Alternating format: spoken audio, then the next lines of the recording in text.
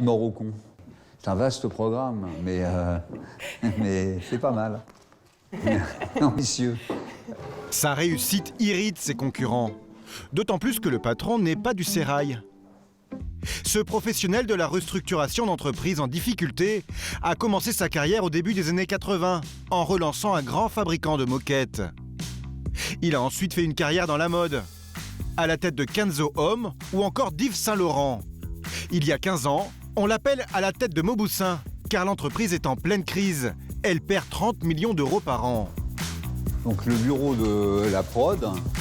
Pour éviter le dépôt de bilan, il va alors prendre des mesures radicales. En 6 mois, il réduit les effectifs au strict minimum. De 144, l'entreprise passe à seulement 23 salariés.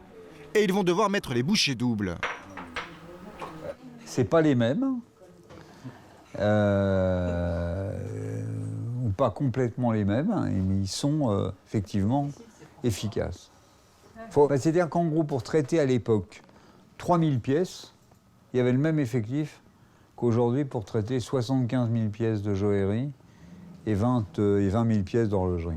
Ah oui, quand même. Donc ils sont plus efficaces. Faut pas trop leur dire, hein, mais ils sont plutôt efficaces. Restructuration, fermeture de boutiques déficitaires à Monaco ou à Londres. Au total, Alan et Marc réalisent près de 17 millions d'économies en à peine un an. Le seul service où ils ne rechignent pas à la dépense, c'est ici, au marketing. Des méthodes loin de la joaillerie classique. Pour la Saint-Valentin. Le patron organise régulièrement des promos comme au supermarché. Moins 20% pour la galette des rois, moins 20% pour la fête de Noël ou encore la Saint-Nicolas. Et pour le PDG, tout se fête. Alors là, on a une invitation sur les vacances après les vacances. Pour 950 € de bijoux achetés, la nuit d'hôtel vous est offerte, avec le petit déjeuner. Ah, c'est une surprise de tous les jours. C'est un plaisir, ouais, c'est vraiment. C'est Il est très créatif. Le coup de génie d'Alan et Marc, c'est d'avoir sorti le business de son ghetto de riches.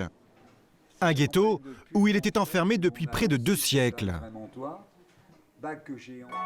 Comme tous les joailliers de la place Vendôme, la maison Mauboussin, créée en 1827, a bâti sa fortune en vendant des colliers ultra luxueux à plusieurs millions d'euros à une poignée de richissimes clients. Le plus fidèle a longtemps été le sultan de Brunei, l'un des hommes les plus riches du monde, et un symbole du bling-bling. Dans les années 90, la marque va devenir dépendante de cet énorme client qui représente à lui tout seul 80% du chiffre d'affaires.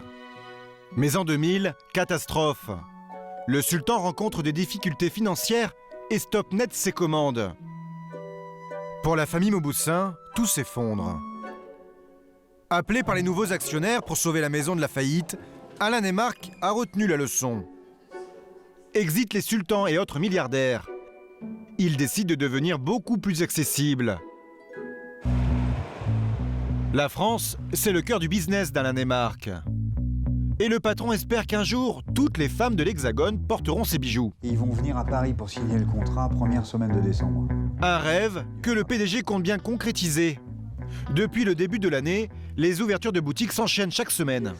On va ouvrir Nancy, Tours, Nice. Je suis en train de négocier Metz et Besançon. D'accord, vous quadrillez la France? Oui, de manière à pouvoir être à une demi-heure de chacune des femmes, ou soit à une demi-heure de son travail, soit à une demi-heure de chez elle, soit à une demi-heure de sa salle de sport, ou de son coiffeur, ou de son dentiste. Vous allez y arriver? Sûrement. Pour être plus proche des consommatrices, Alan et Marc va même jusqu'à s'installer dans des centres commerciaux. Sur son objectif de 100 boutiques, l'homme d'affaires en a déjà ouvert une 60aine partout en France, où il fait 75% de son chiffre d'affaires. Aujourd'hui, son affaire est redevenue prospère.